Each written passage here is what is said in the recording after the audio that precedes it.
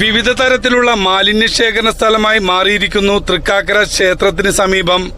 തൃക്കാക്കര ക്ഷേത്രത്തിന് സമീപമുള്ള ടെമ്പിൾ റോഡിന്റെ കിഴക്ക് ഭാഗത്തായി ഒഴിഞ്ഞ പറമ്പിൽ വിവിധ തരത്തിലുള്ള മാലിന്യങ്ങൾ കൊണ്ടുവന്ന് തള്ളിയിരിക്കുന്നു. കിടക്ക, തലയിണ, മറ്റു മാലിന്യങ്ങൾ ചാക്കിൽ കെട്ടിയ നിലയിലും കെട്ടിടാവശിഷ്ടങ്ങൾ, സ്ലാബുകൾ ഉൾപ്പെടെയാണ് ഒഴിഞ്ഞ പറമ്പിൽ കൊണ്ടുവന്ന് തള്ളിയിരിക്കുന്നത്.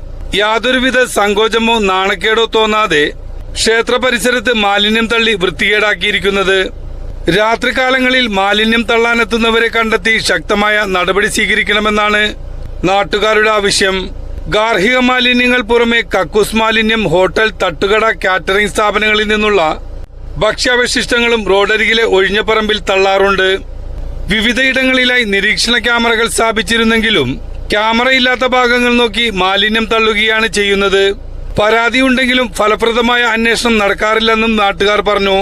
വീടുകളിൽ നിന്നും പണം വാങ്ങി മാലിന്യങ്ങൾ ശേഖരിച്ച് മിനി വാനുകളിലും ഓട്ടോറിക്ഷകളിലും എത്തിച്ച് പ്രദേശത്ത് തള്ളുന്നവരുണ്ടെന്ന് നാട്ടുകാർ ആരോപിച്ചു. ഇതുമൂലം ദുർഗന്ധവും തെരുവുനായകളുടെയും ഇഴജന്തുക്കളുടെയും ശല്യം രൂക്ഷമാകുന്നു.